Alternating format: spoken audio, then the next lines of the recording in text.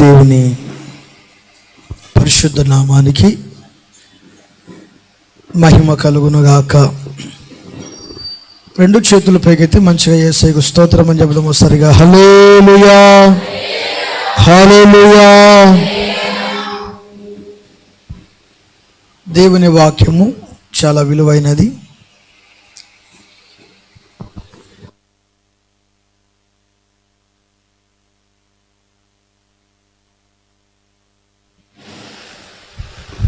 అమూల్యమైనటువంటి దేవుని మాటలు వినడానికి ఆయన సన్నిధానమునకు మనము కూడి వచ్చి ఉన్నాము. దేవుని వాక్యములో ఎన్నో శ్రేష్టమైన సంగతులు వ్రాయబడి ఉన్నాయి. ప్రభు ప్రతి మనిషి జీవితాన్ని సరిచేయాలని, ఆ మనిషికి ఒక నెమ్మది కలిగినటువంటి హృదయం ఇవ్వాలని దేవుడు ఎంతగానో కోరుకుంటున్నాడు. దేవుని కోరిక అంతా కూడా ఒకటే.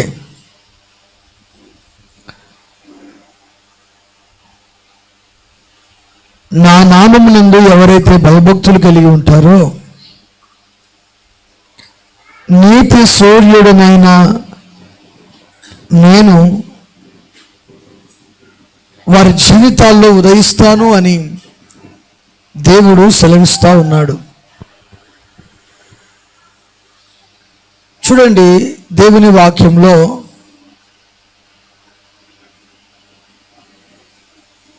ధ్యానము చేయుట, ఈ ధ్యానము వలన దేవుని సన్నిధిలో గడుపుట ఎంతో సంతోషదాయకము. ఈ ఫిబ్రవరి మాసము 1వ తారీఖున ప్రభు సన్నిధిలో మనం ఉన్నాం. ఒక నెలంతా కూడా గడిచిపోయింది.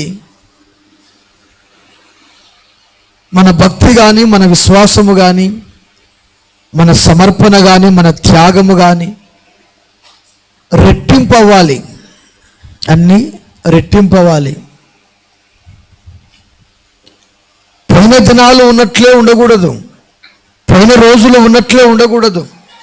భక్తిలో, విశ్వాసములో, యథార్థతలో, నమ్మకములో పోయిన దినాలు, పోయిన సంవత్సరాలు ఉన్నట్టుండి ఉండక, ఈ సంవత్సరము నువ్వు ఎలా ఉండాలంటే అధికమైన సంతోషముతో, అధికమైన ఆనందముతో, అత్యధికమైనటువంటి కృప కలిగిన దేవుని మాటతో నీవు యథార్థముగా బ్రతికేటువంటి స్వభావము కలిగి ఉండాలి. అందుకని కీర్తనకారుడు ఒక మాట అంటాడు. కీర్తన గ్రంథము 5వ అధ్యాయము 1వ వచనం.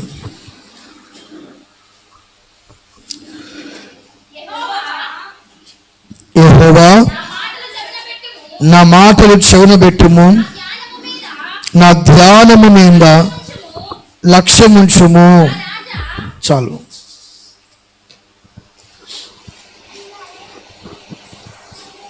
ఒక మనిషి ఆధ్యాత్మికంగా తన భక్తి ఎందుకు రెట్టింపు అవ్వలేకపోతుంది? ఒక మనిషి యొక్క విశ్వాసం ఎందుకు పగడిబందిగా స్థిరపరచబడలేకపోతున్నాడు? కారణం ఏమిటి అంటే, దేవుని మాటల మీద మనము లక్ష్యం ఉంచక మొదటిగా, రెండోది దేవుని మాటల మీద ఎవరైతే లక్ష్యం ఉంచుతారో దేవుడు వారి మీద కూడా లక్ష్యం ఉంచుతాడు. దేవుని మాటలు నీవు అలక్ష్యము చేస్తే, అలక్ష్యము అనగా నిర్లక్ష్యము, విననట్లు నీవు ఉంటే, దేవుడు కూడా నీ మాటల మీద, నీ ప్రార్థన మీద దేవుడు చెవి యొగ్గక ఆయన కూడా నీ మీద నిర్లక్ష్యమే వహిస్తాడు. బాగా గుర్తుంచుకోవాలి. అందుకే కీర్తనకారుడైన దావీదు చెప్పే మాట ఏమిటంటే, అయ్యా నా మాటలు చెవిన పెట్టుకొని నా ధ్యానము మీద లక్ష్యముంచు అంటాడు. నా మాటలు నీ చెవిన పెట్టుకొని. కొంతమంది మనం చూస్తూ ఉంటాం కదా, మాట్లాడుతూ ఉన్న ఆ మనుష్యుడు షోటోన్లక ప్రవర్తించాడనుకో, ఎట్లుంటుంది? కోపం వస్తుందా రాదా? పలకరే. పట్టించుకోకుండా వెళ్ళిపోతున్నాడు అనుకో, బాధ ఉంటుందా బాధ ఉండదా? ఏమ్మా, పట్టించుకోకుండా వెళ్ళిపోతున్నాడు అనుకో, అది నీ బంధువులే కావచ్చు, నీ భర్త, నీ భార్య, నీ కుటుంబము, నీ కుమారులు, నీ కోడళ్ళు, ఎవరైనా కావచ్చు.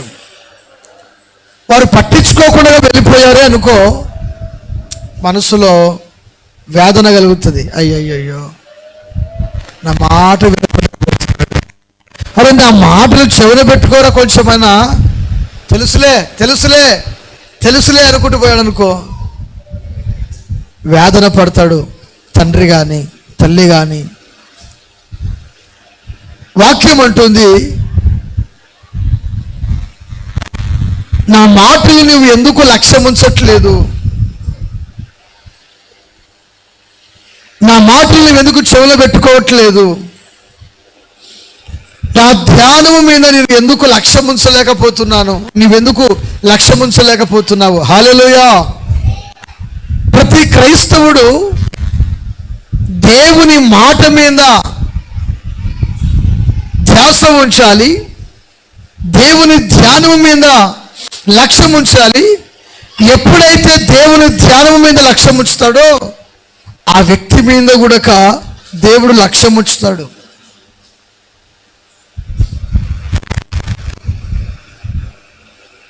దావీదు సౌలు చేతిలో నుండి పారిపోతున్నప్పుడు, తప్పించుకుంటున్నప్పుడు రాసినటువంటి ధ్యానం ఇది.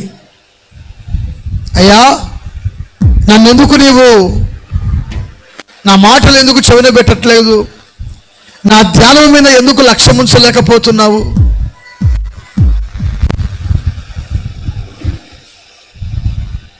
అని చాలా వేదన పడుతున్నాడు ఆయన. దేవుడు ఒక వ్యక్తి మీద లక్ష్యం ఉంచాలంటే ఆ వ్యక్తికి దేవునికి దగ్గర అవ్వాలి, ఆ వ్యక్తి దేవుని మాటకు లోబడాలి, ఆ వ్యక్తి దేవునికి విధేయులు అవ్వాలి, ఆ వ్యక్తి దేవుని విశ్వాసం ఉంచినటువంటి వ్యక్తిగా ఉండాలి. అప్పుడే దేవుడు లక్ష్యం ఉంచుతాడు, అప్పుడే దేవుడు వింటాడు. 130వ కీర్తనలో ఒక మాట వ్రాయబడి ఉంటుంది.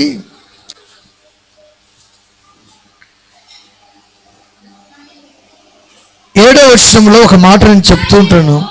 ఇశ్రాయేలు యెహోవా మీద ఆశ పెట్టుకొనుము, యెహోవా యొద్ద కృప దొరుకును, ఆయన యొద్ద సంపూర్ణ విమోచన దొరుకును. 5-6 వచనాలు కూడా ఉంటుంది. యెహోవా కొరకు నేను కనిపెట్టుకొనుచున్నాను, నా ప్రాణము ఆయన కొరకు కనిపెట్టుకొనుచున్నది, ఆయన మాట మీద నేను ఆశ పెట్టుకొని ఉన్నాను. కావలి వారు ఉదయం కొరకు కనిపెట్టునట్టు, కనిపెట్టుట కంటే ఎక్కువగా నా ప్రాణము ప్రభువు కొరకు కనిపెట్టుకొనుచున్నది. కావలి వారు ఉదయం కొరకు కనిపెట్టుట కంటే ఎక్కువగా నా ప్రాణము కనిపెట్టుకొనుచున్నది. గట్టిగా చప్పట్లు కొట్టి ప్రభువుని స్తుతిద్దాం. నువ్వు యెహోవా మీద ఆశ పెట్టుకో, యెహోవా యొక్క కృప దొరుకుతుంది, యెహోవా యొక్క సంపూర్ణమైన విమోచన దొరుకుతుందని చెప్పి ఆయన మాట మీద నీవు ఆశ పెట్టుకో. దేవుని స్తోత్రం కలుగును గాక. చేతులు పెగితే మంచిగా స్తోత్రం చెప్దాము. సరిగా మరోసారి చెప్పండి. హల్లెలూయా, హల్లెలూయా. యెహోవా మీద ఆశ పెట్టుకొనుము. భక్తుడు అంటాడు, నా ధ్యానము మీద నీవు లక్ష్యం ఉంచండి అయ్యా.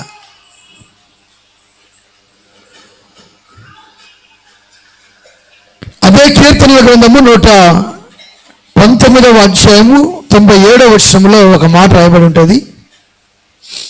చదవండి ఒకసారిగా. అమ్మా, నీ ధర్మశాస్త్రము నాకెంతో ప్రియముగానున్నది, దినమెల్లా నేను దానిని ధ్యానించుచున్నాను. గట్టిగా చప్పట్లు కొట్టి ప్రభువును స్తుతిద్దామా. వింటున్నారా? నీ ధర్మశాస్త్రము నాకెంతో ప్రియమైనది, దినమెల్లా నేను దానిని ధ్యానిస్తూ ఉన్నాను. మనము దేని ధ్యానిస్తూ ఉంటాం? ఎవరి మీద మనము ధ్యాస ఉంచగలుగుతాం? భక్తుడు మాట్లాడినట్లు, దినమెల్లా నేను యెహోవా ధర్మశాస్త్రమునందే నేను యెహోవా ధర్మశాస్త్రమునే ధ్యానిస్తున్నాను. బైబిల్లో ధర్మశాస్త్రమును ధ్యానించిన వాళ్ళు ఉన్నారు. గట్టిగా స్తోత్రం చెప్పండి. మరోసారి చెప్పండి. అమ్మ, ఒక ప్రశ్న, ముందున్న వాళ్ళు చెప్పకాకండి, వెనుకున్న వాళ్ళు చెప్పండి. ధర్మశాస్త్రము అంటే ఏంటిది చెప్పాలి నాకు. అయ్యా పురుషులు కూడా, ధర్మశాస్త్రము పలకరే ఏంటివి చెప్పుకున్నారు? వాక్యము. ధర్మశాస్త్రం అంటే దేవుని వాక్యము. ఈ ధర్మశాస్త్రమును ఎవరైతే ధ్యానిస్తూ ఉంటారో అంటాడు, యెహోవా నీ ధర్మశాస్త్రమునందు ఆనందించుచు దివారాత్రము దాన్ని ధ్యానించువాడు. కీర్తన గ్రంథం 1వ అధ్యాయము 2వ వచనంలో, దాన్ని ధ్యానించువాడు ధన్యుడు. దినమెల్లా నేను యెహోవా ధర్మశాస్త్రమును ధ్యానిస్తూ ఉన్నాను. బైబిల్ గ్రంథంలో ఒక వ్యక్తి ఉన్నాడు, ధ్యానిస్తున్న వ్యక్తి. ఉంటున్నారా? ధ్యానిస్తున్నటువంటి ఒక వ్యక్తి ఉన్నాడు. ఆయన పేరు ఏంటంటే నతానియేలు. ఏం పేరు ఆయన పేరు? చెప్పు. ఏం పేరు ఆయన పేరు? నతానియేలు. నతానియేలు గురించి దేవుని వాక్యము చాలా స్పష్టంగా మాట్లాడుతూ ఉంది. నతానియేలు గురించి దేవుని వాక్యములో యేసు ప్రభు వారే సాక్ష్యం ఇస్తున్నారు. యేసు ప్రభు వారు ఏమని సాక్ష్యం ఇచ్చారంటే, ఇతనిలో కపటము లేదు, ఇతడు నిజమైన ఇశ్రాయేలీయుడు అంటాడు. నతానియేలు, ఫిలిప్పు నిన్ను పిలవక మునిపే నువ్వు అంజూరపు చెట్టు కింద ఉన్నావు. అవునయ్యా, అంజూరపు చెట్టు కింద నేను ఉన్న సంగతి నీకు ఎలా తెలుసు? ఈ విషయానికి నీవు ఆశ్చర్యపోతున్నావేమో. వీటికంటే గొప్ప సంగతులు నీకు చూపిస్తాను. ధర్మశాస్త్రములోను ప్రవక్తల లేఖనాల్లోనూ ఎవరి గురించి రాయబడి ఉన్నాయో ఆ యేసుడు ఎవరో కాదు, నేనే.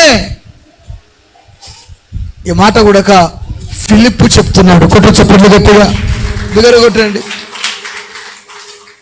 యోహాను రాసిన సువార్త 1వ అధ్యాయము 44వ వచనం. ఫిలిప్పు బెత్సాయిదా వాడు అనగా ఆంద్రేయ, పేతురు అను వారి పట్టణపు కాపురస్తుడు ఫిలిప్పు. చూసారా? ఫిలిప్పు నతానియేలు పిలవక మునుపు కనుగొని మాట్లాడుచు, ధర్మశాస్త్రములో మోషేయు ప్రవక్తలను ఎవరి గురించి వ్రాసిరో ఆయనను కనుగొంటిమి. ఆయన యోసేపు కుమారుడైన నజరేయుడగు యేసు అని అతనితో చెప్పాను.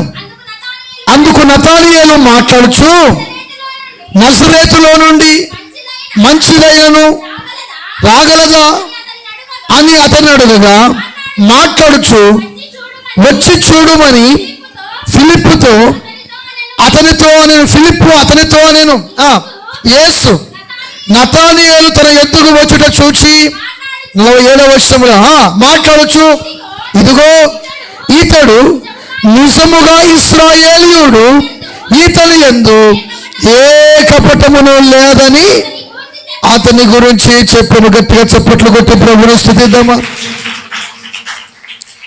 ఇతడు నిజముగా ఇశ్రాయేలీయుడు, ఇతని యందు ఏ కపటమును లేదు అని ప్రభు సాక్ష్యం ఇస్తున్నాడు. అలాగే చూస్తే నీవు నన్ను ఎలాగూ ఎరుగుదువని నతానియేలు యేసు ప్రభు వారిని అడగగా, యేసు వారు మాట్లాడుచు, ఫిలిప్పు నిన్ను పిలువక మునిపే నీవు అంజూరపు చెట్టు క్రింద ఉన్నప్పుడే నిన్ను చూచితినని అతనితో చెప్పాను. గట్టిగా చప్పట్లు కొట్టి ప్రభువును సిద్ధం. అంజూరపు చెట్టు క్రింద ఉన్నప్పుడే నేను చూశాను. అయ్యా, ఫిలిప్పు నతానియేలు పిలువక మునుపు నీవు అంజూరపు చెట్టు కింద ఉన్నావు, అప్పుడే చూశాను. అవునా? వీటికంటే గొప్ప సంగతులు చూస్తావు. ఇంతకు ఫిలిప్పు నతానియేలు పిలువక మునుపు నతానియేలు అంజూరపు చెట్టు కింద ఏమి చేసేవాడు? అతడు దేవుని ధర్మశాస్త్రమును ధ్యానిస్తూ ఉన్నాడంట. కొట్ట చప్పట్లు గట్టిగా ఎదురగొట్టండి. యెహోవా ధర్మశాస్త్రమును అతడు ధ్యానిస్తూ ఉన్నాడు. అమ్మా, దేవుని యొక్క ధర్మశాస్త్రము నువ్వు ధ్యానించగలిగినట్లయితే,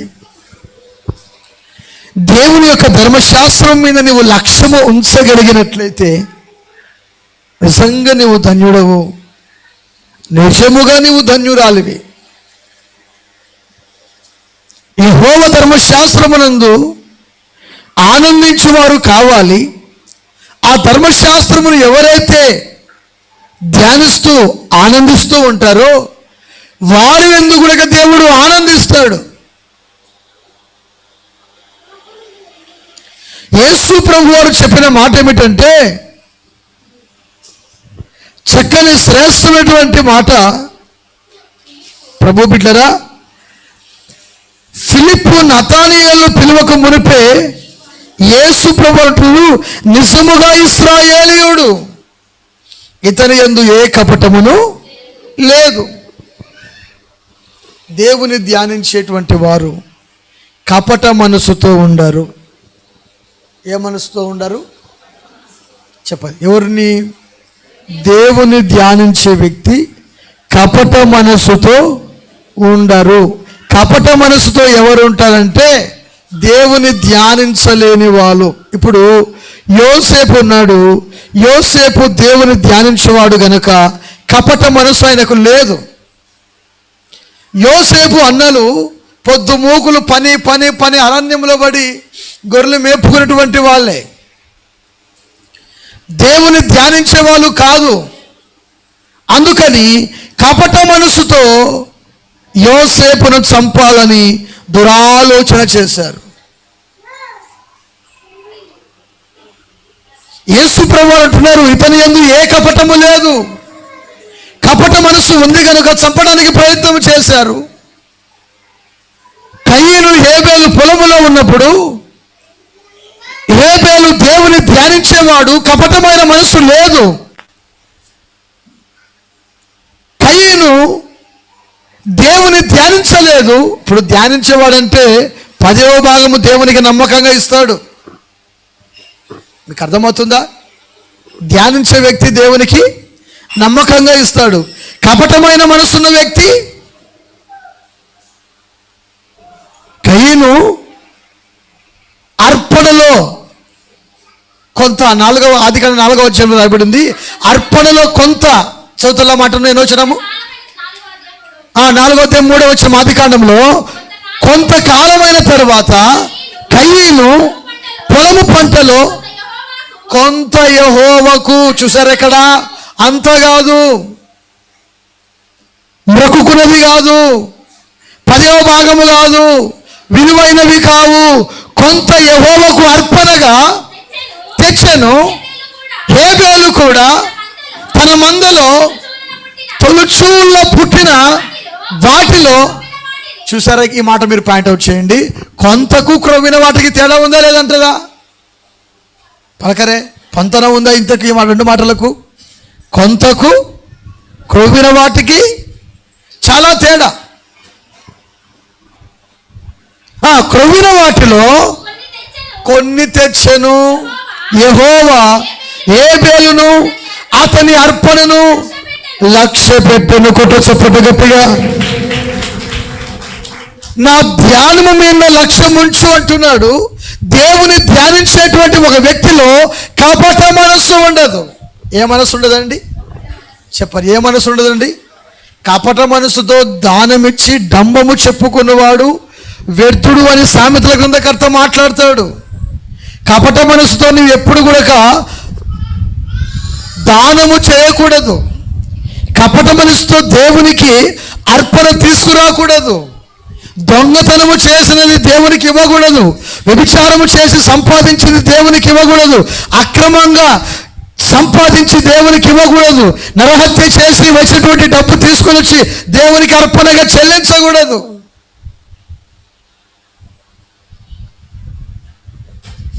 నీతిమంతుడైన యేసుక్రీస్తు ప్రభు వారిని అప్పగించి ఆ డబ్బు తీసుకొని వచ్చి ఆ డబ్బును ఇస్కరియోతు యోధ మరలా తీసుకొచ్చి ఏం చేస్తాడు తెలుసా? దేవుని మందిరంలో పాడేస్తాడు. వాళ్ళు అంటారు, క్రయధనములకే ఇచ్చేసాము, మేము ఆ డబ్బు వెనక్కి తీసుకోము. ఇస్కరియోతు యోధ అంటున్నాడు, లేదు లేదు లేదు, నీతిమంతుని పట్టించి నేను పాపము చేశాను, తప్పు చేశాను, అపరాధం చేశాను గనుక ఈ డబ్బులు మీరే తీసుకోండి, మా ప్రభువును మాకు విడిచిపెట్టండి అంటున్నాడు. వారి పిచ్చివాడ, చిక్కగా మాకు బోనులోకి సింహం వచ్చింది, దాన్ని మేము విడిచిపెడతామా? నీతిమంతుని తీసుకుని వచ్చి మరల రిటర్న్ ఇస్తే వాళ్ళు తీసుకోలేదు. ఎందుకంటే క్రయధనముగా ఇచ్చేసాం. అందుకని ఎవరైతే దీంతో ఎందుకురా బాబు అని ఆ సొమ్ముతో ఒక పొలమును కొంటారు. యేసు ప్రభు వారిని అమ్మింది ఎంతకు? 32 నాణ్యాలకు అమ్మివేశారు. ఇస్కరియోతు యోధ దాన్ని తీసుకుని వచ్చి ఆ పొలములో చల్లిబడేశాడు.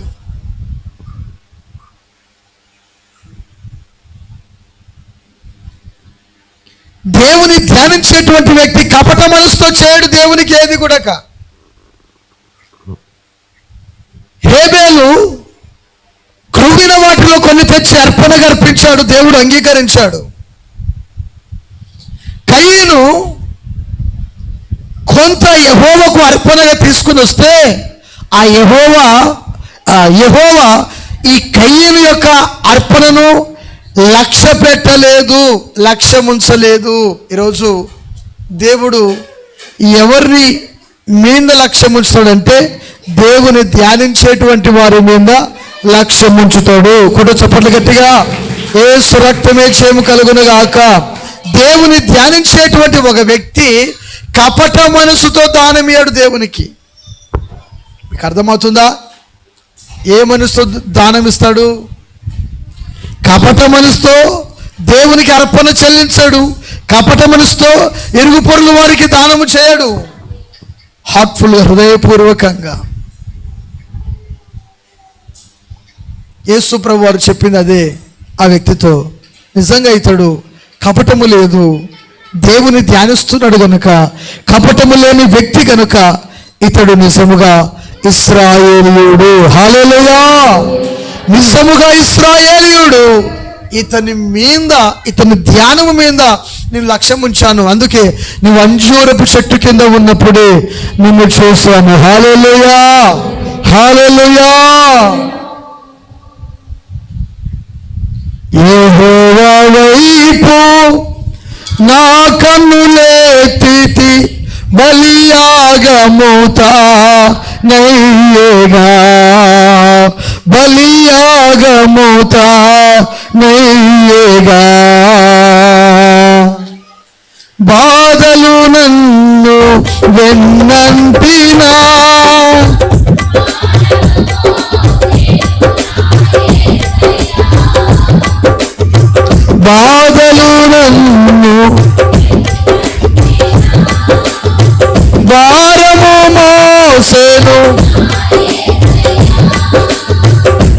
చెప్పగలమా? బలము గట్టి వాళ్ళం. కొండల వైపు కనులెత్తితి, కనికరమే నాకు. అందరం కొండల కనులెత్తితి, కనికరమే నాకు. యెహోవా వైపు నా కన్నులెత్తితి, నాకు చూపే యెహోవా కరుణా ప్రేమ, నాకు చూపే నిందలలో నేను నాతో నిలిచెను.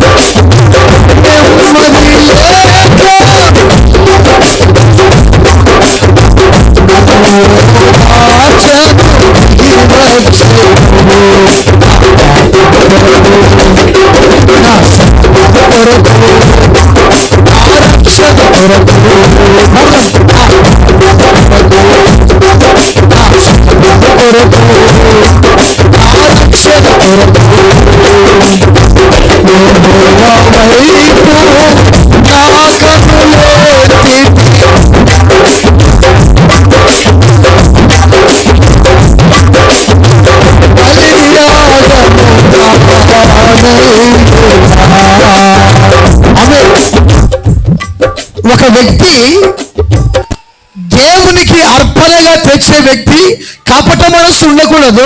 ఆయన అర్పణ తీసుకొచ్చినప్పుడు కపట బుద్ధితో తీసుకొచ్చాడు కనుక సొంత తమ్ముడైన హేబేలును ఏం చేశాడంట? పొలములో ఉన్నప్పుడు చంపివేశాడు. కారణం ఏమిటంటే కపట మనస్సు. ఏముందండి? ఉందంటారా లేదంటారా? కపట మనసు ఉంది కనుకనే తమ్ముడు రా, పొలములో పనుంది రా, నీళ్లు కడదాం రా, కాయలు పోదాం రా, మట్టి పెళ్ళగిద్దాం రా అని నమ్మించి బొంకించి తీసుకొని వెళ్ళాడు. అక్కడ జరిగినటువంటి సిచ్యువేషన్ ఏంటంటే ఆయన చివరికి చివరికి చివరికి ఎంత భయంకరమైనటువంటి శాపం అంటే సొంత తమ్ముని పొలములో పడి, ఎక్కడ పడి పొలములో అతని తమ్ముని మీద పడి చంపివేశాడు. కపట మనసు. ఏ మనసు ఉందంట? కపట మనసు ఉంటే దేవుడు పొరపాటును కూడా మన ప్రార్థన అంగీకరించడు. హల్లెలూయా. నిజమైన ఇశ్రాయేలు యొక్క ప్రార్థన, నీవు ఒక ఆత్మ సంబంధమైన నిజమైన ఇశ్రాయేలుగా నీవు ఉన్నప్పుడు నీ ప్రార్థన దేవుడు ఆలకిస్తాడు. కొట్ట చప్పట్లు. యేసు రక్తమే జయము కలుగునుగాక. నీ ప్రార్థన దేవుడు ఆలకిస్తాడు. నీ ధ్యానం మీద దేవుడు లక్ష్యం ఉంచుతాడు. క్రీస్తునందు ప్రియ దేవుని బిడ్డలారా, దేవుడు ఒక మనుషుని మీద లక్ష్యం ఉంచాలంటే ఆ మనుషుని మీద దేవుడికి ఎన్నో గొప్ప ప్రణాళికలు, ఎంతో గొప్ప ఉద్దేశం ఉంటుంది.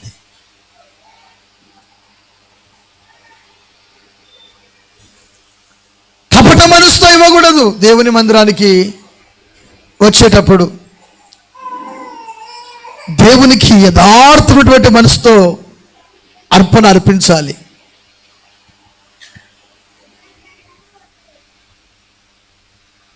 ఒక ఆమె ఇంట్లోకి 10 సంచులు బియ్యం వేసుకుందంట. ఎన్ని సంచులు బియ్యం వేసుకుందంట? ఎక్కడో కాదు, ఇక్కడే జరిగింది. 10 సంచులు బియ్యం వేసుకుంది. 10 సంచుల్లో దశమ భాగం లెక్క ప్రకారంగా చూస్తే ఒక సంచి దేవునికి ఇవ్వాలి.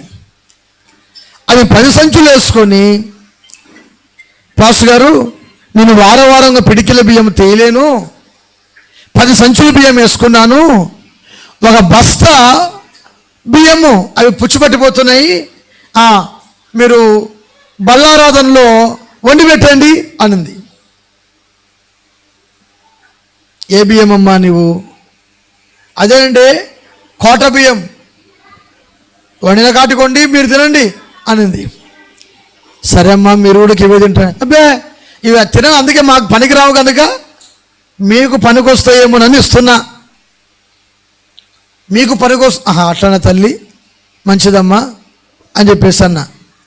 నేను ఏమనకుండగా మంచిది వద్దనలేదు, తీసుకురాను లేదు. సాయంత్రానికి ఆటో డుగ్గు డుగ్గు డుగ్గు డుగ్గు అనుకుంటూ వచ్చింది, దించి పెట్టేసి వెళ్ళిపోయినారు. ఆ రోజు సాయంత్రానికి ఏమీ లేదు, ఆటో చౌరస్తలో ఆటో ఒకటి బోల్తబడి, ఆమె వెళ్తూ ఉంటే ఆటో బోల్తబడి ఆమె మీదనే పడింది. చేతులు కాలు బాగా తోకబోయి భయంకరంగా దెబ్బలు. ఏమండి దేవునికి ఇచ్చేటప్పుడు అలాంటివే ఇస్తారండి? ఇప్పుడు నువ్వు ఏ బియ్యం కొనుక్కున్నావో నాకేం తెలుసు, ఏం తీసుకున్నావో నాకేం తెలుసు. దేవునికి అర్పణగా తెచ్చేటప్పుడు అమ్మ దేవుడు లక్ష్యం ఉంచాలంటే పాస్టర్ గారికి కోట బియ్యము, నీకు మాత్రము సోనమేశ్వర బియ్యం కాదు. నువ్వు ఏది తింటావో, నిజంగా నువ్వు కోట బియ్యం తింటున్నావా తీసుకురా, నిజంగా నువ్వు సన్న రైస్ తింటున్నావా తీసుకురా. దేవుడికి నువ్వు ఏది తింటావో అదే నువ్వు తీసుకునిరా, నీకు కలిగినది. అంతేగాని శ్రేష్టమైనవి నీ కొట్టులో దాచుకొని పనికిరానివి దేవుని కొట్టులో చేరుస్తే దేవుడు ఊరుకుంటాడండి? సుమారు 70,000 రూపాయలు బిల్ అయింది. ఎంత అయిందండి? ఎంత బిల్ అయింది? బియ్యము ప్యాకెట్ ఒక 50 కిలోల బియ్యం వేసుకున్నాం అనుకోండి, ఎంత అవుద్ది?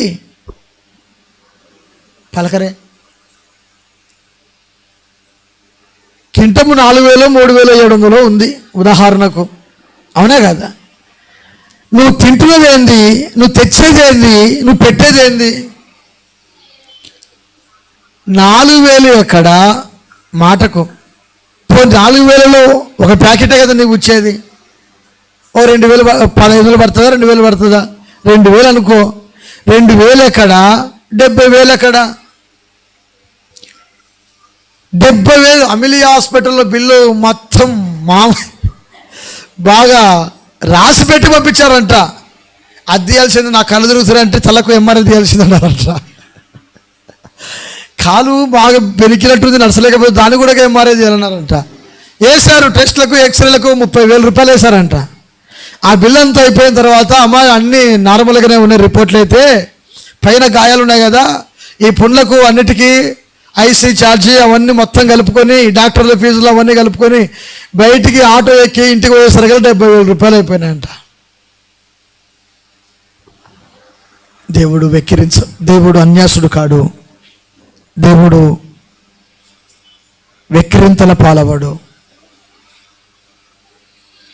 మనం ఎందుకు శాపానికి గురవుతున్నామంటే, కయ్యను చేసేటువంటి పని ఏంటంటే లక్ష్యముంచలేదు. ఎందుకు అయ్యాను అంటే దేవునికి వచ్చేటప్పుడు శ్రేష్టమైన ఇవ్వలేదు కనుక లక్ష్యముంచలేదు. కీర్తనకారుడైన దావీదు చెప్పిన మాట అదే, నా ధ్యానము మీద నీవెందుకు లక్ష్యముంచలేకపోతున్నావు? శారమ్మ అని పెద్ద మందిరంలో ఉంటుంది కదా అక్క, ఆమె ఒక 5 ప్యాకెట్లు రైస్ వేసుకుందంట.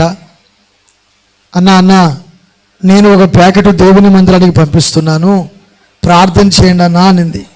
నేనన్నాను, నువ్వు మా చర్చికి ఏం రావట్లే కదా తల్లి, వాళ్ళకే ఇచ్చుకోపోమా, మా చర్చికి వస్తే మేము తీసుకుంటామంటే, అన్నా అలా అనొద్దనా, నేను దేవునికి మొక్కుకున్నాను నీకు ఇవ్వాలని. దేవుని మహాకృపను బట్టి ప్రతి సంవత్సరం ఒక ప్యాకెట్ పంపిస్తుంది. గట్టిగా చప్పట్లు కొట్టి ప్రభువుని స్తుతిద్దాం. 50 కిలోల రైస్ ప్యాకెట్ ప్రతి సంవత్సరము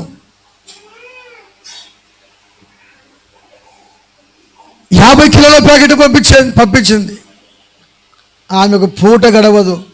ఛార్జీకి నేనే ఇచ్చి పంపిస్తావు, 50 రూపాయలు 30 రూపాయలు ఎంతో ఇక్కడికి వచ్చిందంటే గాన. గమనించాలి, దేవుని సన్నిధిలో ఇచ్చేటప్పుడు, దేవునికి ఇచ్చేటప్పుడు యథార్థమైనటువంటి మనస్సు కలిగి దేవునికి ఇవ్వాలి. దేవుడు ఆశీర్వదిస్తాడు.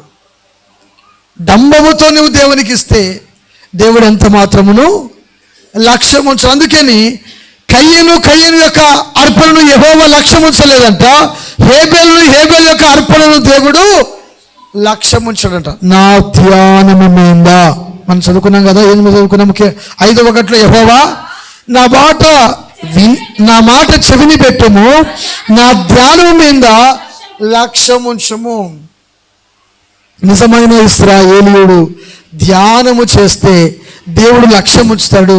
అందుకని ఆ వ్యక్తితో దేవుడు చెప్పిన మాట ఏమిటంటే, ఇదిగో ఫిలిప్పు నిన్ను పిలవక మునిపే నువ్వు అంజూరపు చెట్టు కింద ఉన్నప్పుడే నేను నిన్ను చూశాను. నా కళ్ళు చూసేవాడంతా ఉన్నాడండి. దేవునికి తెలియదంటూ ఏది లేదు. దేవుని సరిగా నువ్వు కోట బియ్యం తెచ్చి నువ్వు సన్న బియ్యం తిన్నావు అనుకో, దేవుడు ఒప్పుకోడు. పాస్టర్ గారికి పుచ్చిపోయినవి, చచ్చిపోయినవి, తాళగింజలు, ఇంకా ఏవో పనికిరాని చెత్త చెదారం అంతా తీసుకొని వస్తే దేవుడు చూస్తూ ఊరుకోడు. దేవుడు అన్యాసుడు కాడు. గమనించాలి, నువ్వు తినే ప్రతి గింజ, సేవకుడు తినే ప్రతి గింజ దేవునికి లెక్క అప్పగించాలి. అందుకని ధాన్యములో నేను ప్రార్థన చేసేది ఒకటే, ఎవరైతే ఇచ్చారో ఇచ్చిన ప్రతి ఒక్కరిని మీరు ఆశీర్వదించండి ప్రభువా అంట. కొట్టు చప్పట్లు గట్టిగా.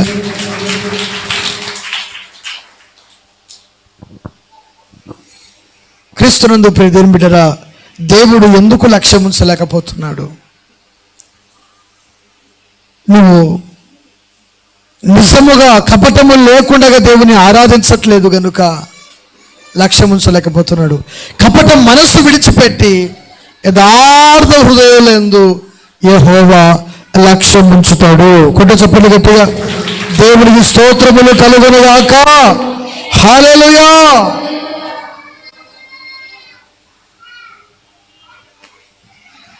ఆదికాండం 24వ అధ్యాయం 3వ వచనం. ఆదికాండం 24:3. అమ్మా నేను 24:63 సాయంకాలమున ఇస్సాకు పొలములో ధ్యానింప బయలు వెళ్ళి, చూసారా, సాయంకాలము ఇస్సాకు పొలములో ధ్యానింప బయలు వెళ్ళి. ఇక్కడ ఆగుదామండి. చేతులు పైకైతే మంచిగా స్తోత్రం చెప్పండి. మరోసారి చెప్పండి. ఇస్సాకు సాయంకాలము పొలములో ధ్యానింప వెళ్ళాడు. ఎవరు వెళ్ళారంట? చెప్పచ్చు. ఎవరు వెళ్ళారంట? ఇస్సాకు. పొలములో ధ్యానింప వెళ్ళాడు. పొలము అనగా దేవుని మందిరము. ఏదండి? చెప్ప ఏంటిదండి? పొలము అంటే దేవుని మందిరము. సాయంకాలము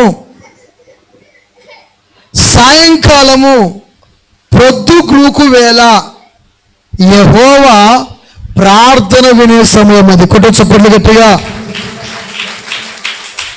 ఎవరు ప్రార్థన వినే సమయము? యెహోవా ప్రార్థన వినే సమయము. దేవుడు లక్ష్యముంచే సమయము. అందుకని సాయంకాలము ఇస్సాకు పొలములో ఉంటాడు. పొలము అనగా దేవుని మందిరము, దేవుని సంఘము. సాయంకాలము దేవుని సంఘములో ఉండి ప్రార్థన చేసేటువంటి పురుషులు ఉన్నారండి మన సంఘంలో. చర్చి ముందు మనం 10 సార్లు తిరుగులాడుతున్నా పాస్టర్ చూస్తే పిలుస్తాడేమోనని తప్పించుకొని పోయేటువంటి వాళ్ళు కూడా కొంతమంది ఉన్నారు. ఏం పురుషోత్తమన్నా ఉన్నారా లేరా? పాస్టర్ చూస్తే పిలుస్తాడేమో తప్పించుకొని పోయే వాళ్ళు కూడా ఉన్నారు. మళ్ళీ 10 సార్లు తిరుగుతూ ఉంటాం. సాయంకాలం పొలంలోనికి వెళ్ళి అతడు దేవుణ్ణి ధ్యానించే వ్యక్తి. పొలము అనగా దేవుని సంఘము. ప్రతిరోజు సాయంకాలము దేవుని మందిరములో అర్పణ జరగాలి. హల్లెలూయా. ఏ అర్పణ జరగాలంటే స్తోత్ర బలి. కొట్టు చెప్పలు కట్టే సరిగా. ఏ బలి? సాయంకాలంలో ఏం జరుగుతుందంటే చెప్పనా మీకు, అర్పణ అర్పించే వేళ అక్కడ రాసుల మొదటి గ్రంథము బైబిల్ వంటి వారందరూ కూడా చూడండి, ఒక చక్కని మాట నేను మీకు జ్ఞాపకము చేస్తున్నాను. దేవునికి స్తుతి కలుగునుగాక. హల్లెలూయా. రాజుల మొదటి గ్రంథము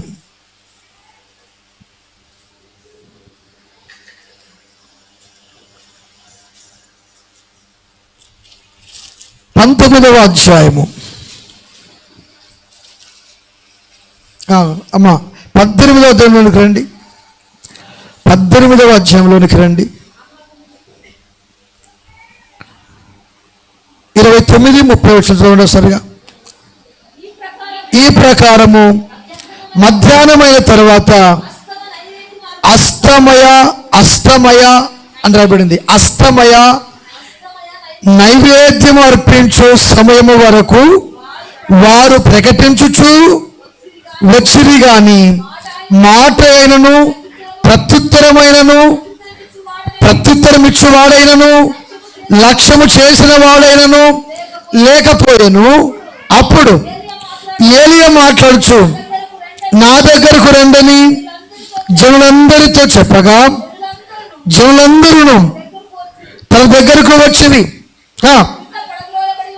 కింద పడద్రోయబడి ఉన్న యెహోవా బలిపీఠమును బాగు చేసి యెహోవాకు ప్రత్యక్షమై మాట్లాడుచు నీ నామము ఇశ్రాయేలులకు వాగ్దానము నొందిన యాకోబు సంతతి 12 గోత్రముల లెక్క చొప్పున 12 రాళ్లను తీసుకొని ఆ రాళ్ల చేత యెహోవా నామమున ఒక బలిపీఠము కట్టించి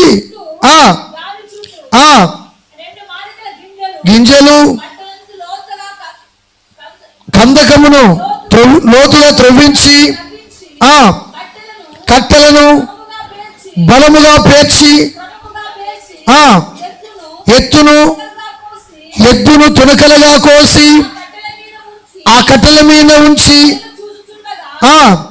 మాట్లాడుచు చూసారా, మీరు మాట్లాడుచు మీరు 4 తొట్ల నిండా నీళ్లు నింపి దానబలి పశు మాంసం మీద కట్టెల మీదను పోయుడని చెప్పాను. రెండవ మారు ఆ ప్రకారమే చేయుడని అతనితో చెప్పగా రెండవ మారును మూడవ మారు చేయుడనగా చూసారా. ఇక్కడంతా అయిన తర్వాత సాయంకాలం అంట ఆయన అస్తమయము చూసారప్పుడు 36వ విషయంలో అస్తమయము నైవేద్యం అర్పించు సమయమున ప్రవక్తకు ఏలియా దగ్గరకు వచ్చి ఇలాగూ ప్రార్థన చేసాను. మాట్లాడచ్చు యెహోవా అబ్రహాము ఇస్సాకు ఇశ్రాయేలు దేవా ఇశ్రాయేలీయుల మధ్య నీవు దేవుడవై ఉన్నావన్నమాట నేను నీ సేవకుడనైనా ఉన్నాననియు ఈ కార్యములన్నీ నీ సెలవు చేత చేస్తున్ననియు ఈ దినమున కనుపరచుము. యెహోవా నా ప్రార్థన ఆలకించి యెహోవైన నీవు దేవుడవై ఉన్నావని నీవు వారి హృదయము నీ తట్టునకు తిరుగు చేయుదువని ఈ జనులకు తెలియనట్లుగా నా ప్రార్థన అంగీకరించుము. అతడు ప్రార్థన చేయుచుండగా యెహోవా అగ్ని దిగి దహన బలిని, పశువును, కట్టెలను, రాళ్లను, బుగ్గిని దహించి కందకమందున నేలను ఆరిపోచేసెను. అంతర్జనులందరూ దాన్ని చూచి సాగిలపడి మాట్లాడుచు యెహోవాయే దేవుడు, యెహోవాయే దేవుడు అని బిగ్గరగా కేకలు వేశారంట. కూడా చెప్పండి గట్టిగా. సాయంకాలము పొలములో ఇస్సాకుకు ఏం పని అంటే ధ్యానించుట, ప్రార్థన చేయుట. సాయంకాల ప్రార్థన దేవుడు ఆలకిస్తున్నాడు. కొట్టు చెప్పండి గట్టిగా. పొద్దు గ్రూకేది ఎప్పుడండి? 6 గంటల నుంచి 7 గంటల లోపు పొద్దు గురుకేది. అదే సమయమైనా అస్తమయము. ఏమయం అది? 29వ వచనంలో అస్తమయము నైవేద్యం అర్పించు సమయము వరకు వారు బయలు ప్రవక్తలు, బయలు దేవతలందరూ వెర్రి కేకలు వేస్తున్నారు, కానీ ప్రత్యుత్తరము లేదు. అదే అస్తమయమందు నైవేద్యము అర్పించు సమయమున ప్రవక్త ఏలియా రాళ్లను పోగు చేసి, మాంసము పేర్చి, కట్టెలు పేర్చి, మాంసము పేసి, కందకము త్రవ్వించి, నీళ్లు చుట్టూ పోయించి, బలిపీఠము కట్టించి ఏం చేశాడండి? మోకాల మీద ఉండి సాయంకాలంలో 36వ వచనం అంటాడు, అస్తమయము నైవేద్యం అర్పించు సమయమున ఇలాగూ ప్రార్థన చేశాడంట. హల్లెలూయా. ఇస్సాకు కూడా సాయంకాలమే, అస్తమయమే దేవునికి ప్రార్థన చేస్తున్నాడు గనుక దేవుడు అంట అతని మీద లక్ష్యం ఉంచాడంట. కొట్టు చెప్పండి గట్టిగా. ఎవరు లక్ష్యం ఉంచారు? ఇస్సాకు ప్రార్థన మీద దేవుడు లక్ష్యం ఉంచాడు. యవన కుమార్తెలు కూడా ప్రార్థన చేసుకోవాలి. ఏమని ప్రార్థన చేసుకోవాలంటే, ఇస్సాకు లాంటి భర్త నాకు కావాలి ప్రభు అని. ఎలాంటి భర్త కావాలి? పలకరే. పురుషులు కూడా కనుక్కోవాలి, మేము కూడా ఇస్సాకు లాంటి మంచి జీవితం మాకు కావాలి ప్రభు అని అడగాలి.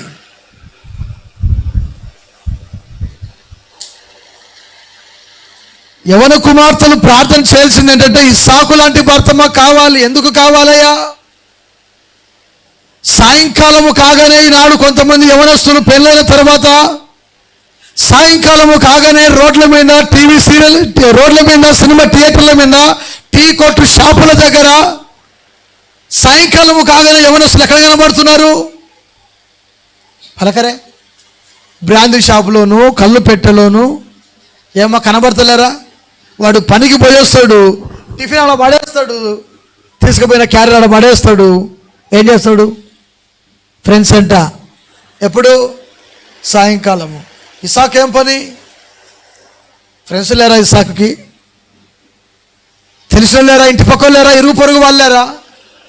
టిఫిన్ పక్కకు పడేసి, ఏ పని ఉన్న పక్కకు పెట్టేసి, సాయంకాలము కాగానే 6:30 7 అవుతుంది అనగానే, అస్తమయమనగానే అతడు పొలములోనికి వెళ్ళి దేవుని ధ్యానిస్తూ ఉన్నాడంట. కొట్టు చప్పట్లు గట్టిగా.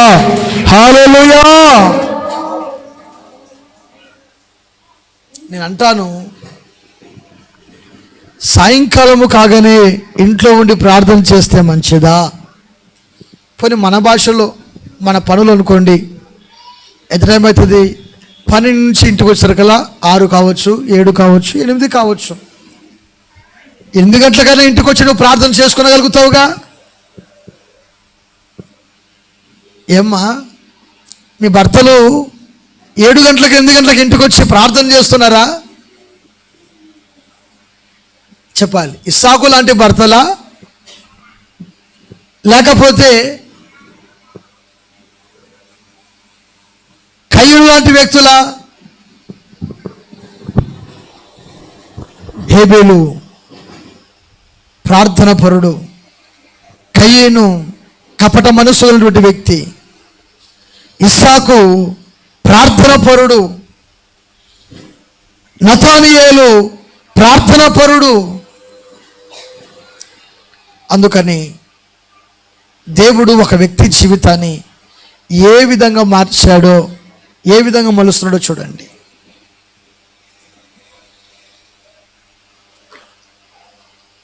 పురుషులు కోరుకోవాల్సింది ఏంటంటే గుణవతి అయిన భార్య నాకు కావాలి. గుణము లేని దాన్ని తీసుకొని వచ్చావనుకో, వాడిని పెన్నం మీద వేసి పేలాలు వేపినట్టు చెప్తూనే ఉంటుంది. పేలాలు చెప్తారు కదా, జొన్నలు చెప్తారా చెప్పరా? తెలుదా మీకు? పేలాలు తెలుసా తెల్దా? పేలాలు వేయించినప్పుడు సప్పిడి కాకుండా ఎగుతాయా, సప్పిడైతే ఎగుతాయా? చెప్పరే. ఏం గిద్దన్నా చూసినావా? నువ్వు పేలాలు వేయించేది చూసినావా? ఎట్టవి గుణము లేని భార్యను తీసుకొచ్చుకున్నావు అనుకో, ఇంట్లో చిటపటలే ఏపడమే ఉంటుంది. నాకు తెలుసు నీ బతుకు ఇంతేనని, నీవు ఇట్లాంటివని అట్లాంటివని, నీ జాతి, నీ తండ్రి, నీ తల్లి మొత్తం ఎక్కడ బుడము కాటు నుంచి ఎత్తుకుంటూ వస్తుంది. ఇంకా నాకు అందరూ ఊరు అడుగు పెట్టకముందే మీ గురించి, మీ కుటుంబం గురించి నాకు అంతా తెలుసు. చెప్పిన తెలిసిందని ఎందుకు చేసుకున్నావు? తెలిసిందని ఎందుకు చేసుకున్నావు? అన్నీ తెలుసని మాట్లాడుతున్నావు. తెలిసినప్పుడు ఎందుకు చేసుకున్నావు? కామ్గా ఉండాలిగా. గమనిక, గుణవతి పెందల కడలేస్తుంది. గుణవతి తన భర్తకు గౌరవాన్ని ఇస్తుంది. తన భర్త ముందర గర్వించదు, గౌరవిస్తుంది. భర్త వచ్చినప్పుడు ఆయన ఒక గ్లాసు నీళ్ళు ఇవ్వాలి. కాళ్ళు కడుక్కో, చేతులు కడుక్కో, ఆడ బకెట్లో నీళ్ళు ఉన్నాయి, ఆ ట్యాప్లో వాటర్ వస్తున్నాయి, కడుక్కో, నీళ్ళు ఇవ్వాలి. సాయంకాలం వచ్చాడా, ఓ 10 రూపాయలు ప్యాకెట్ పెట్టి టీ చేసి ఇవ్వు. ఇస్తామా?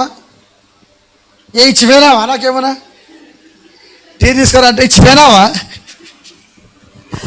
1 రూపాయలు పెట్టినావా ఇంట్లో నీ ముఖానికి? నెత్తిన గింజలు కొనాల నుంచి 1 రూపాయలు పెట్టినావా? ఏమి పప్పు చేసినావు, కొంచెం ఏమైనా దీంట్లోకి ఏదైనా చేయొచ్చు కదంటే ఏం పెట్టినావని, ఏం చేసినావని. ఈమె మాత్రం ఆయన బయటి పోగానే గోడుగుడ్డు ఆమ్లెట్ వేసుకొని మార్చుకొని ఈమె ఒక ప్రశాంతంగా తిని గుడ్డును ఊరి చివర పడేస్తుంది, లేకుంటే పక్కింటిలో కొట్ట మీదకి చెబుతుంది. ఆయన రాగానే పప్పుసారు నీళ్ళు పోసి పెట్టి తింటే తిను, లేకుంటే లేదు. అదే ఉన్నది. పిల్లలు తిన్నారు, అదే తిన్నారు. జీతం పడలేదే, శాలరీ పడలేదు, లే కూలీలు రాలేదు, నాకు నా మాట విను, ఏం చేయాల నేను? లేవు, బదులు అడిగినా కానీ ఎవరు ఇవ్వలేదు. అవి మాత్రం పుట్టింటోళ్ళు ఇస్తారు కదా, 5ో 10ో ఇస్తారు కదా, అవి మాత్రం చీరల కింద పెట్టుకుంటుంది. పిల్లలు ఇంట్లో ఎవరు లేనప్పుడు గోబీ నూడిల్స్ తెప్పించుకొని తింటుంది. పక్కన బిడ్డకి ఏదు, కొడుకుకి ఏదు. మీ నాన్న అడుఫో మీ నాన్న అడుఫో. ఎంత కఠినంగా ఉంటారండి కొంతమందికి పై బరువు, గుణము లేని దాన్ని చేసుకున్నామంటే పొద్దు మూకులు ఫోటే చిట్టపట్టనేగా గిద్దెన్నట్టు పటపట అంటుంటాయి అవి. నువ్వు లేచినా, పప్పు లేచి, బొడలెత్తాలు లేచినా, ఎందుకంటే నేను వంట మాస్టర్ కనుక నాకు తెలుసు అవి ఏగేటప్పుడు ఎలా ఉంటాయో, దానికి ఉన్నటువంటి చిటపటలు ఎలా ఉంటాయో. ఇంట్లో భార్యతో కూడా చిటపటలు ఉందనుకోండి, వాడు ఇంకా వదిలించుకోలేక తల్లికి చెప్పుకోలేడు, ఇటు పెళ్ళానికి చెప్పుకోలేడు, ఎవరికి చెప్పుకోలేక ఎందుకు చేసుకుంటురా బాబు అని నెత్తి సగం పగలగొట్టుకొని అవసరమైతే ఈడ ఉండలేనని చెప్పేసి ఊరి చివరికి ఎక్కడికో పోయి త్రాగుబోతులు ఎందుకు అవుతున్నారో తెలుసా? ఇంట్లో భార్య దగ్గర సమాధానం, ప్రేమ లేకపోతే వాడు ఖచ్చితంగా తిరుగుబోతు అవుతాడు, త్రాగుబోతు అవుతాడు. ఇంట్లో సమాధానం లేకపోతే వాడు తిరుగుబోతు, త్రాగుబోతు కాకుండా ఏమవుతాడు? దేశదిమ్మరైన అవుతాడు, తిరుగుబోతాడు, తాగుబోతు అవుతాడు. భర్త తప్పు చేసిన భర్త కొరకు ప్రార్థన చేసి అలా కాదండి, మనం అలా ఉండకూడదండి, ఇలా జీవించాలండి. ఎవరి మాట చెప్పేది? జ్ఞానవంతురాలు సామెత గ్రంథకర్త అంటారు కదా, జ్ఞానవంతు తన ఇల్లును కడుతుంది, 3 రాజు తన ఇంటిని పెరుకో, గుంజలు గుంజలు పీకడమే, బొంగులు గుంజలు అట్టలు తట్టలు గిట్టలు పెరగడమే. జ్ఞానముతో ఉన్న వ్యక్తి కుటుంబాన్ని కడతాడు. గమనిక, ఏదైనా ఒక కుటుంబ వ్యవస్థ నిలబడాలన్నా, ఒక కుటుంబ వ్యవస్థ పాడైపోవాలన్నా అక్కగారుల చేతిలోనే ఉంది.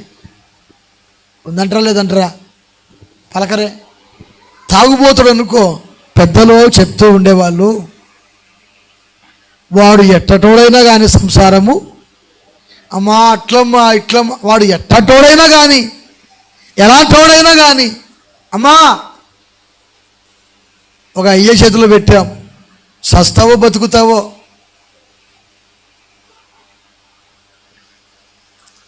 ఆ మాట అన్నప్పుడు ఈ కూతురికి భయం పుడుతుంది.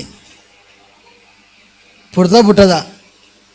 కూతురికి భయం పుడుతుంది. లేదు నేను ఈయనే ఉంటా, నువ్వు కూడా ఈయనే ఉండు అన్నావనుకో, కుటుంబం ఏమవుతుంది? అమ్మ నేను ఎవరిని దృష్టిలో పెట్టుకొని మాట్లాడలేను, వాక్యానుసారంగా మాడుతున్నా. కుటుంబం చీలికలు అవుతుంది. కానీ ఒకటి గుర్తుంచుకోండి, వాక్యము ఏం చెప్తుందంటే, దేవుడు జతపరిచిన వారిని మనుషుడు వేరు చేయకూడదని, యోగ్యురాలు తన పెనిమిటికి కిరీటం సిగ్గు తెచ్చినది తీసుకుని వెళ్ళి వాని కొంపను నాశనము చేస్తుంది. దేవుని వాక్యం అంటది. ఇస్సాకు పొలములో ధ్యానించే వ్యక్తి. కొట్ట చప్పట్లు గట్టిగా హల్లెలూయా. ఇస్సాకు పొలములో ధ్యానించే వ్యక్తి. అమ్మా నీవు పొలములో, నీ భర్త పొలములో ధ్యానించే వ్యక్తేనా? నీ భార్య నీకు యోగ్యురాలేనా? భర్తకు నష్టము కలగకూడదు. ఎవరికి నష్టం కలగకూడదు? ఆమె గురించి రాయబడిందండి, చదవండి సరిగా. సామెతల గ్రంథం.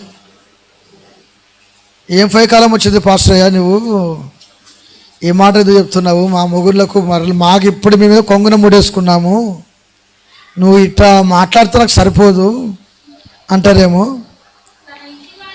అమ్మా తన ఇంటి వారికి చలి తగులునని భయపడదు. ఆమె ఇంటి వారు చూసారా, ఆమె ఇంటి వారందరూ రక్తవర్ణ 21 రక్తవర్ణ వస్త్రములు ధరించి ఉన్నారు. ఆమె పరుపులను సిద్ధపరచుకును. సాయంకాలము కాగానే పిల్లలకు పరుపులు సిద్ధపరుస్తుందంట. ఆమె బట్టలు సన్నవి నార బట్టలు, రక్తవర్ణపు వస్త్రములు. ఆమె పెనిమిటి దేశపు పెద్దలతో కూడా కూర్చుడును. గవిని యొక్క పేరు కొనినవాడై లేదు పేరు తీసేయాలి. ఒక్క ఏటు కనుక భర్త కూడా అనుకో, ఎక్కడ ఉరకాలి తెలుసా? చర్చి కాట్ నుంచి సెంటర్లో నిలబడాల, ఉరుకుంటూ. ఎందుకో వాడు అట్టడు అనుకోలేదమ్మో, ఇట్టడనమ్మో, చంపేసమ్మో నన్ని. నేను ఓ ఇంటికి ప్రార్థనకి వెళ్తా. ఆ ఇంటికి ప్రార్థనకి వెళ్తే ఆమె ఓకే, ఆ ఇంటి ఆయన చెయ్యి లేపితే చాలు, చంపేసా చెయ్యి లేపితే చాలు, చంపేసా అని ఉరుకుతుంది, బయటికి ఉరికేస్తుంది. ఇంకా చంపేసానేమో, కొట్టామో, తిట్టామో, ఇంకా చెయ్యెత్తడం అంతే. చెయ్యెత్తేదానికి కొట్టేదానికి తేడా ఉందా లేదా? ఏం చేస్తున్నావు నువ్వు? రోడ్డు మీదకి ఉరికి, ఏమాయన తల్లి పిల్లనంతరని, నాకు అకమొన్న పెళ్ళి అయింది, నెత్తి 4 గింజలు పనేయలేదు, కొట్టే అని ఎంత కొడుతున్నాడో ఎంత చెప్తున్నాడో ఏమో తల్లి, పిల్ల తల్లి, ఆ కొంపకి ఎట్టగాల వచ్చినావమ్మా నువ్వు అని పక్కింటోళ్ళు అనుకోవాలని. ఇంకా ఆమెను 1, 2, 3 సార్లు చూసినారు. నిజంగా ఈమెను కొడుతున్నాడా లేదా అని చెప్పేసి, పిల్లోడు మంచి పిల్లోడు అమ్మా, పిల్లోడు ఎంత చక్కని పిల్లోడు అని చెప్పేసి ఆ పిల్లని చూద్దామని చెప్పేసి ఒక రోజున ఆ ఇంటి పక్క ఆమె ఆడికొచ్చిందంట. సేమ్ నీ సంగతి చూసని చెప్పేసి రకమైన ఉకి తీసుకున్నాడంట. కొట్టమ్మో చంపేసి వానికి అమ్మాయి ఏం చెప్తున్నావు? వాడు పట్టుకున్నంత మాత్రం కొట్ట రోడ్డు మీద కురుకుతున్నావు, సంసారం బజారుకి ఎడుతున్నావు. చచ్చిచి నీ బుద్ధి పాడుగాను. పొలములో ధ్యానించేటువంటి వ్యక్తిని కూడా తీసుకొని వచ్చి రోడ్డు మీదకి ఏడ్చుకొని వచ్చేటువంటి స్త్రీలు ఉన్నారు ఈ రోజుల్లో. అంటే మీరందరూ మంచోళ్ళేండి, మిమ్మల్ని మాట్లాడతలేను నేను. దేవుని స్తోత్రం కలుగునుగాక. హల్లెలూయా. గమనించాలి, జ్ఞానవంతురాలు తన ఇంటిని కట్టుకుంటుంది. 3 రాళ్ళు నేను దానికి ఊరేసుకుంటా, దీన్ని ఫుర్రుల మంది ఆతుంటా, బాయిలో దుంకుతా, నా సావుని దాస్తుంటే అడగడానికి నీవెవరు, ఎందుకు వచ్చినావు నా కాడికి, నా కొంపకి ఎందుకు వచ్చినావు అని ఎవరు మాట్లాడుతున్న మాటలు? 3 రాలే, మూర్ఖురాలే మాట్లాడుతుంది. జ్ఞానవంతురాలు కుటుంబాన్ని కడుతుంది. కొంతమంది ఏంటంటే నా కాపురం ఎలాగో నాశనం అయిపోయింది, దాని కాపురం కూడా నాశనం అయిపోవాలని చెప్పేసి 1కి 2 స్విచ్లు పెట్టి ఈడగొట్టే వాళ్ళు కూడా ఉన్నారు. ఏమ్మా ఉన్నారా లేరా? పలకరే, ఉన్నారా లేరా? నేను ఎట్లా బజారుకు వచ్చా, రోడ్డు మీదకి వచ్చా, దాని బతు కూడా బజారు పాలు కావాలనుకుంటే, నేను ఎలాగో బజారునే, నేను వాడి బతు కూడా బజారు పాలు కావాలనుకుంటే శాపం. ఇస్సాకు అలాంటి జీవితం కాదు. ఇస్సాకు సాయంకాలము కాగానే ప్రార్థనలో ఉంటాడు. కొట్టు చప్పట్లు గట్టిగా విగరగొట్టండి. ఇస్సాకు సాయంకాలము కాగానే ప్రార్థన, ధ్యానము. నీ భర్త ఇంటికి వచ్చినప్పుడు ఏమండి కాళ్ళు కడుక్కోండి, ప్రార్థన చేసుకుందా. నీ భార్య డ్యూటీకి పోయి వచ్చిందా, నీ భార్య పొలం పనికి వెళ్ళొచ్చిందా, కూలి పనికి వెళ్ళొచ్చిందా, ఇదిగో కాలు మొంగడుకో, ప్రార్థన చేసుకుందాం. ఏం లేదండి వంట చేయలేగా, వంట చేసుకుందాంలే తర్వాత ప్రార్థన చేసుకుందాం. ఇలా ఉంటే కుటుంబాలు కట్టబడతాయా, విడిపోతాయా? అమ్మా ఏమవుతాయి? కుటుంబాలు ఖచ్చితంగా కట్టబడతాయి. నీ ఇంట్లో నువ్వు ఉండు, నా ఇంట్లో నేను ఉంటాను అంటే కుటుంబాలు ఎప్పటికీ ఇంకా ఎన్ని సంవత్సరాలున్నా వాడు అడ్డదారు దొక్కి వాడు జీవితం వాడు బతుకుతుంటాడు, నీవు అడ్డదారు దొక్కి నీ జీవితం నువ్వు జీవిస్తూ ఉంటావు. కానీ చివరికి మిగిలేది చూడండి, ఎన్ని సంవత్సరాలు నేను నా భార్యకు దూరంగా ఉన్నా, ఎన్ని సంవత్సరాలు నా భర్తకు నేను దూరంగా ఉన్నా, ఎందుకు మా ఇద్దరి మధ్యలో ఇంత ఎడబాటు కలిగింది? క్రీస్తునందు ప్రియ దేవుని ప్రజలారా, అందుకని కోరుకునాల్సింది ఏంటంటే ఇస్సాకు లాంటి భర్త నాకు కావాలి, ఇస్సాకు లాంటి భర్త నాకు కావాలి, ప్రార్థన పరులుడి గుణవతి అయిన భార్య నాకు కావాలి. గుణము లేని ఇంట్లో ఉందనుకోండి, ఇంట్లో నెమ్మది ఉండదు, సమాధానం ఉండదు.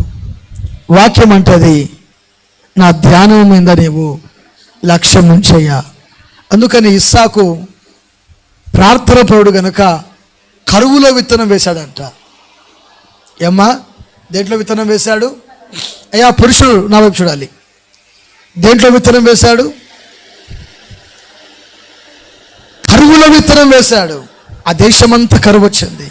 కానీ ఇస్సాకు వేసినటువంటి పంట 100 పండింది. కొట్టు చప్పట్లు గట్టిగా. ఇస్సాకు వేసినటువంటి పంట 100 పంట పడడానికి గల కారణం ఏమిటంటే ఇస్సాకు పొలములో ధ్యానించే వ్యక్తి.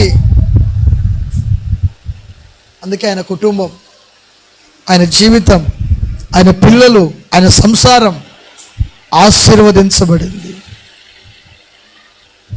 ఇస్సాకు సంతానమైన యాకోబును దేవుడు అంటాడు, నిన్ను ఇశ్రాయేలు పోగు చేయవాడిగా గొప్ప జనాంగముగా నేను చేస్తాను. నీ పేరు యాకోబు కాదు, ఇశ్రాయేలే. ఇశ్రాయేలు అనగా దేవునితోనూ మనుషులతో పోరాడి గెలిచిన వాడు, అందుకని ఇశ్రాయేలే అన్నాడు. ఒక వ్యక్తి ధ్యానము చేసినందువలన ఆయన పిల్లలు ఆశీర్వాదమునకు కర్తలయ్యారు. కొట్టు చప్పట్లు గట్టిగా హల్లెలూయా. ఒక వ్యక్తి ధ్యానము చేసి ఒక ప్రార్థన చేసినందువలన, ప్రార్థనే మన జీవితాలను బాగు చేస్తుంది. ప్రార్థన మన బ్రతుకులను మేలుతో నింపుతుంది. ప్రార్థన మనలను ఒక ఉన్నతమైన స్థలములో ఉంచుతుంది. కనుక పురుషులు నేర్చుకోవాల్సింది ఏంటంటే ప్రార్థన జీవితం. ఖచ్చితంగా ఏం నేర్చుకోవాలమ్మా? అయ్యా ఏం నేర్చుకోవాలి? సాయంకాలము కాగానే నువ్వు కల్లిపెంటకు బ్రాందీ షాప్కి తిరిగావు అనుకో, నీ ఇల్లు కూడా ఆ పెంట మాదిరినే మారిపోతుంది. సాయంకాలము కాగానే రోడ్ల మీద నువ్వు తిరిగావనుకో, నీ బ్రతుకు కూడా రోడ్ల పాలవుతుంది. సాయంకాలము కాగానే నువ్వు విచ్చలవిడిగా తిరిగావనుకో, నీ జీవితం కూడా కుక్క చింపిన ఇస్తరాకు వల్ల మారుతుంది. సాయంకాలము కాగానే నువ్వు ప్రార్థన జీవితంలో ఉన్నానుకో, ఇదిగో 6 గంటల నుంచి 9 గంటల వరకు సాయంకాలం ఇదిగో ఏ టైం అయినా ఆ టైంలో నువ్వు ప్రార్థన చేయి. దేవుడు ఆశీర్వదిస్తాడు. గుణవతి అయినటువంటి భార్య తన ఇంటి వారికి చలి తగులుతుందని ఆమె తన ఇంటి వారికి రక్తవర్ణపు వస్త్రాలు ధరింపచేస్తుందంట. తన ఇంటి వారికి. నీ ఇంటి వారికి నువ్వేం ధరింపచేస్తున్నావు గమనించాలి. ఒక వ్యక్తి ధ్యానము చేస్తే ఆ వ్యక్తి ఎప్పటికీ కూడా ఆశీర్వాదకరంగానే ఉంటాడు. కొట్టు చప్పట్లు గట్టిగా.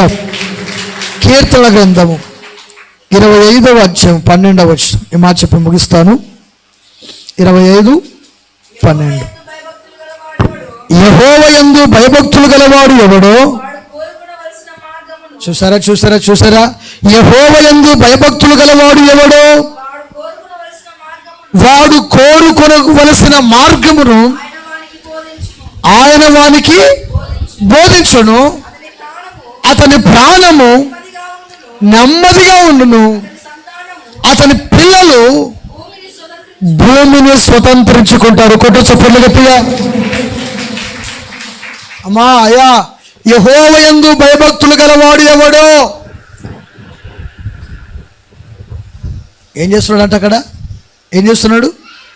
యెహోవాయందు భయభక్తులు గలవాడు ఎవడో వాడు కోరుకొనవలసిన మార్గము.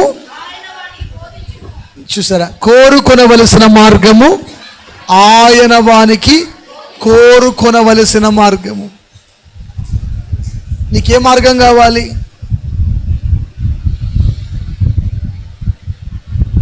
32వ అధ్యాయం 8వ వచనంలో కూడా అంటాడు, నీకు మార్గం నేను బోధిస్తానంటాడు. నీకు ఉపదేశము చేసేదను, నువ్వు నడవవలసిన మార్గము నీకు బోధించేదను. నడవాల్సినటువంటి మార్గము నీకు బోధించేదను. ఈ ప్రభు బల్లారాధనలో ఆయన మనకు మార్గమును బోధించునుగాక. ఆయన మార్గములో మనము నడుచుదుముగాక. దేవుడు తన పరిశుద్ధ మాటలు దీవించునుగాక. ఆమేన్. అందరము లేచి ప్రభు యొక్క శరీరంలో ప్రభు యొక్క రక్తములు పాలు భాగస్వాములమవుదాం.